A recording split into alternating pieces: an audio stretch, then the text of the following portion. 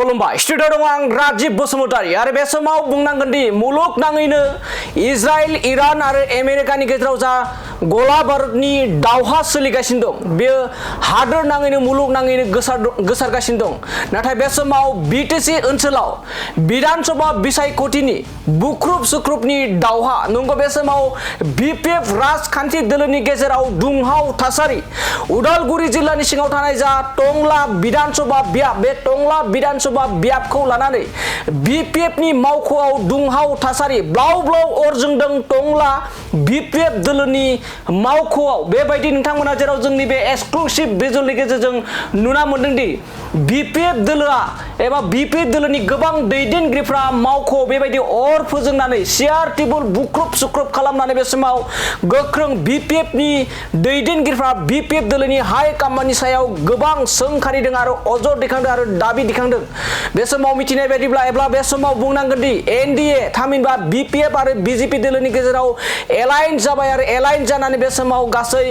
मोनब्रैनिफ्राय मोनबा सीटखौ BJP दोलोनो BPF दोलोआ हगारना होगोन होननानै बे समाव गोबां सावरायगासिनो दं एबा फ्राय रोखासै जेराव मोनब्रै सीटआ बे समाव बिजेपिनि थाखाय हगारना होनाय जासिगोन होनना बुंनाय लोगो लोगोनो बे समाव बिटिसि ओनसोलनि दाब दाब जेराव जेराव बिजेपि राजखान्थि दोलोनो विधानसभाखौ हगारना होगोन बैफोरबायदि विधानसभा बियाबाव बिपिएफ दोलोनि गोबां मावथिफोरा गावसोरनि बिपिएफनि मावख'आवनो गोबां बेफोरबायदि दुंहाव थासारि ब्लाव ब्लाव अर फोजोंदों जेराव मावख'नि सियार टेबोलफोरखौ बेफोरबायदि बुख्रुब सुख्रुब खालामदों बे समाव टंला बियाबखौ बिजेपि राजखान्थि दोलोनो हगारना होनायनि थाखाय बे समाव बेफोरबायदि दुंहाव थासारि खालामदों होननानै बुंदों आरो जेरैखि जायाब्लाबो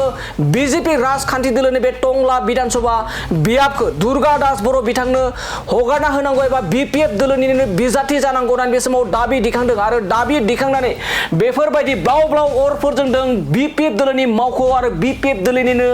गोबां गोख्रों दैदेनगिरिफ्रा बे समाव नायलांदों मा जाहोनाव आरो बिजेपि दोलोजों लोगोसे एनडीनि एलायन्सनि बाथ्राखौ लानानै माबोरै गोख्रों सोंखारिदों अजद दैखांदों आरो दाबि दिखांदों बिपिएफ राजखान्थि दोलोनि दैदेनगिरिफ्रा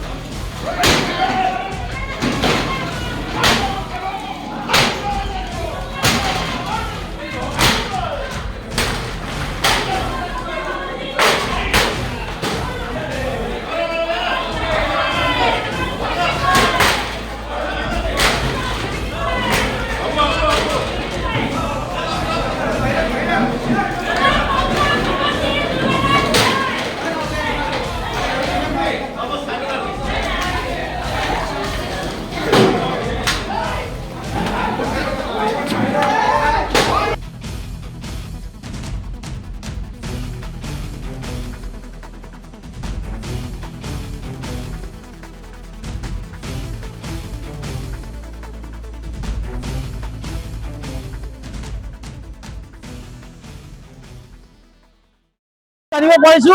আমাৰ দলৰ সন্মানীয় সভাপতি হাগ্ৰহ মহিলা ডাঙৰীয়া আৰু অসমৰ মুখ্যমন্ত্ৰী মাননীয় হিমন্ত বিশ্ব শৰ্মাৰ হেনো তাত বুজাবুজি হৈছে আমাৰ টংলা সমষ্টি হেনো ইয়াত বিজেপিক এৰি দিব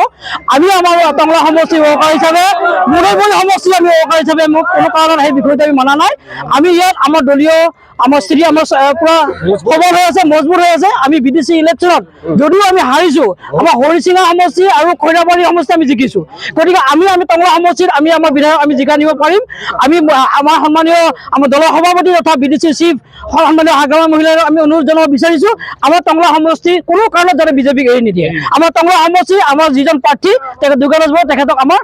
পুনৰ আমাৰ ইয়াত প্ৰাৰ্থিত্ব দিব লাগে এইখিনি আমি সন্মানীয় হাগ্ৰহ মহিলাই ডাঙৰ আমি আন্তৰিকতা আমি অনুৰোধ জনাইছো দুৰ্গা দাস বৰুৱা জিন্দাবাদ দুৰ্গা দাস বৰুৱা জিন্দাবাদ টংলা সমষ্টি আমাক লাগিবই টংলা সমষ্টি আমাক লাগিবই টংলা সমষ্টি আমাক লাগিবই টংলা সমষ্টি আপোনালোকৰ